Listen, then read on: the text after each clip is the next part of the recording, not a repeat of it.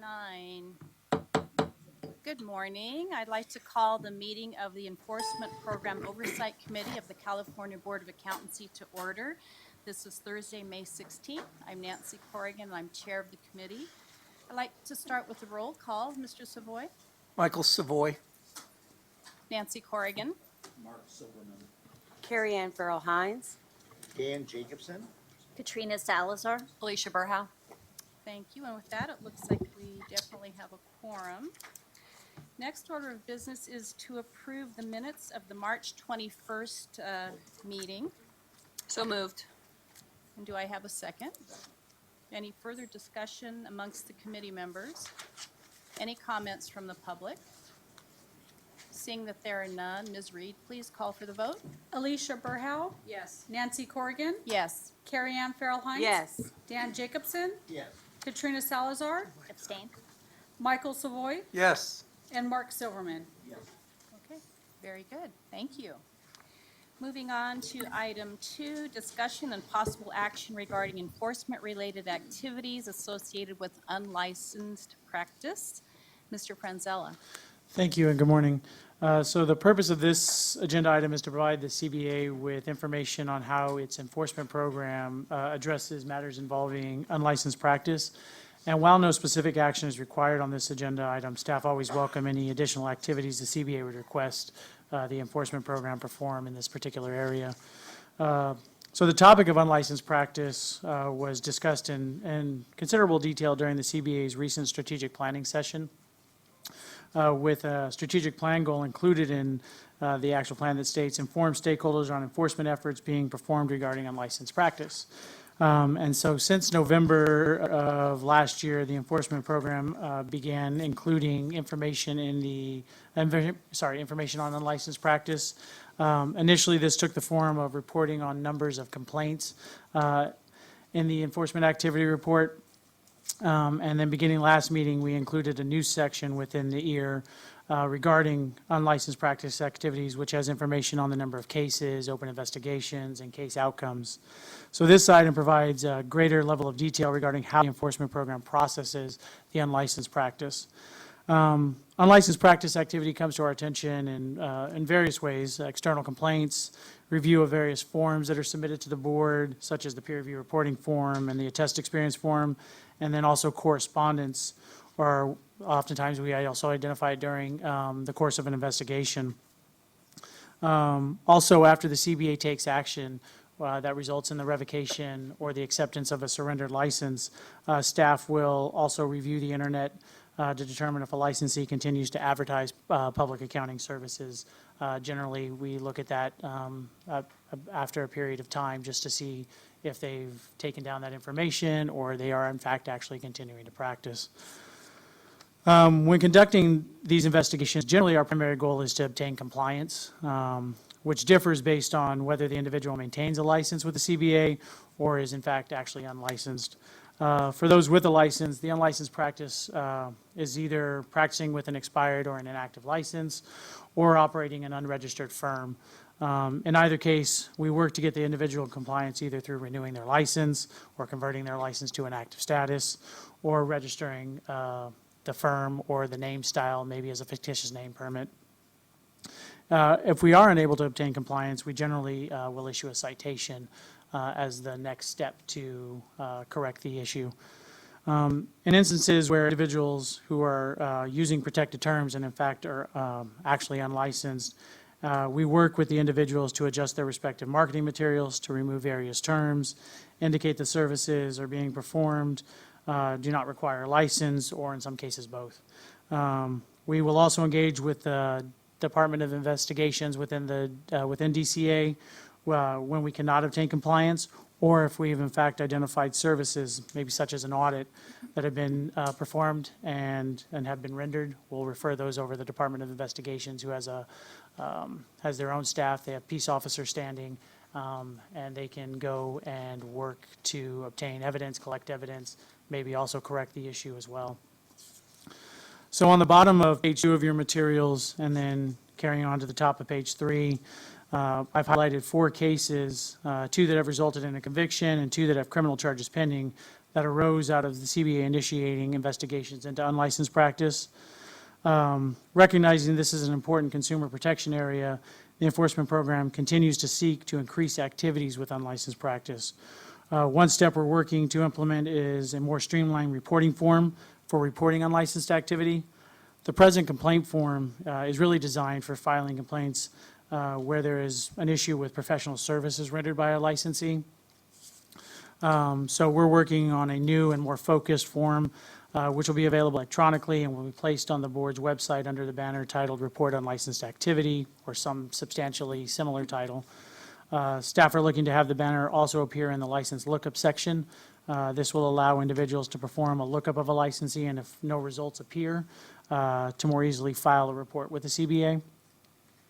On a final note, while Business and Professions Code does authorize the CBA to issue citations to non-licensees found to have engaged in unlicensed practice, historically, this is not an approach we have taken to kind of combat unlicensed practice. We're generally successful by using the present practice of engaging in the dialogue to assist in adjusting advertisement materials or referring the matter to local law enforcement or a district attorney. Staff continue to believe this is the most practical and prudent approach, especially considering, I believe it was in 2015, the U.S. Supreme Court's decision regarding the North Carolina State Board of Dental Examiners versus the Federal Trade Commission. The case was born out of a perceived unlicensed dental practice and resulted in far-reaching impacts related to state action, antitrust immunity, and how state bodies regulate unlicensed practice. But if the CBA wants staff to modify its practice related to issuing citations, the CBA could direct staff to perform further research in this area and report back to the CBA. Also, additionally, if there's any other activities related to unlicensed practice the CBA wants staff to take, members again can direct staff to perform additional research on any activities and report those back to the board. Again, there's no recommendation, but we do value any input the members may have, as this is an area of interest to the members. And at this point, I'd like to turn discussion back over to the chair, and I'm happy to answer any questions members may have. Are there any questions for Mr. Franzella?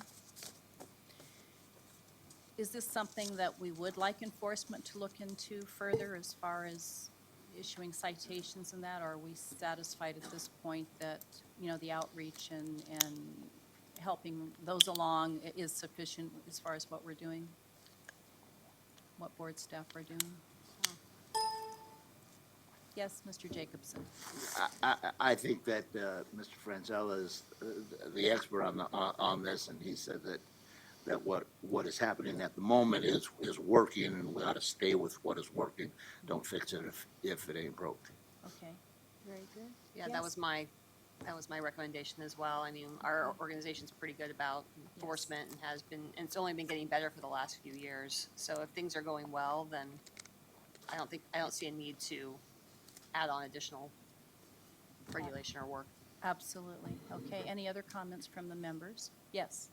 I would just say thanks for the presentation, and I appreciate the thought towards making it easier and a little bit simpler for consumers to report things to the board. I think that's an important step, so I look forward to seeing that update happen. Yeah, Thank that you. was my thought as well. Thank you for that. Yeah, it should be very helpful going forward. Yeah. Thank you. Okay, any other comments from the members? Any comments from the public? Okay, if not, moving on to the section 4, public comments. Any other items that the public would like to bring forward?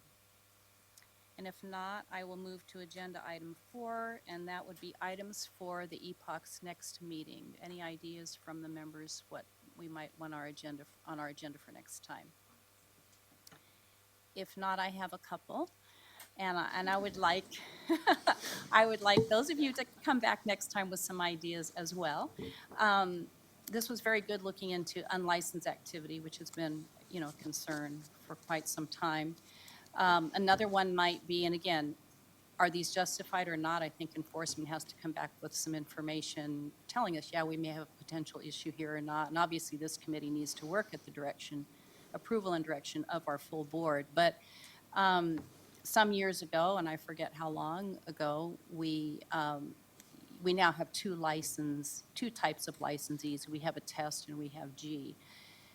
Do we know off the top of our heads, your head, Mr. Franzella, whether we have issues with G licensees performing test functions? And is that something that is tracked in any way? Issues in as much as, yes, we've had cases, and the board has acted on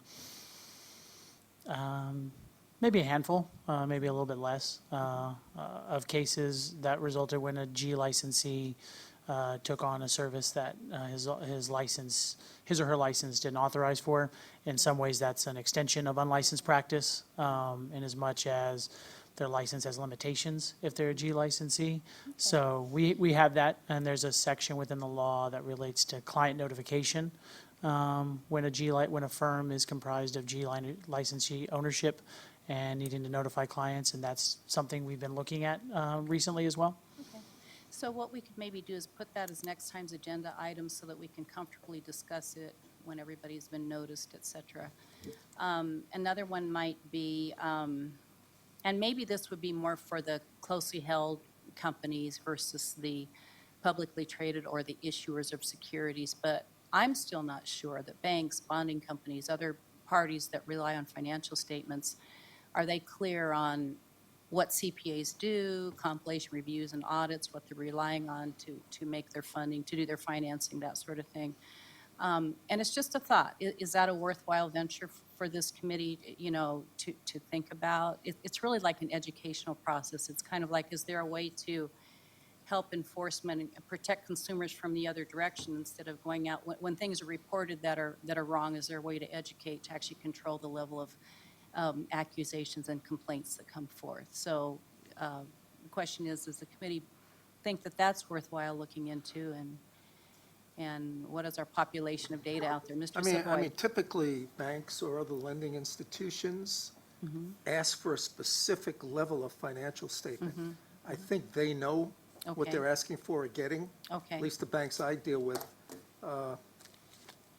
primarily, whatever that might be, they're asking Okay. for. And they're asking for, and they seem to know. they And seem to- are those for larger companies, smaller companies? Do you Well, have a sense? lines of credit in excess of $15 million typically Okay. ask for an audit. Pretty And I think they know large. what they're doing. They do, yes, they Anything do. less would ask for an annual reviewed Review. financial statement. Okay, okay. And then So- some might say compilation with footnotes. Right, okay. So if But- it, yeah, I mean, if Whatever. it's believed that they comprehend, and I believe at certain levels they do, I don't know about others. And again, if we believe that's sufficient, that's fine. It was just an idea. So I'd like all of you to come back next time with some ideas, so. And we need to, we don't need job security, but on the other hand, anything that we can do to help the cause. So any further discussion from any members? Any comments from the public? And seeing none, then the meeting's adjourned. Thank you.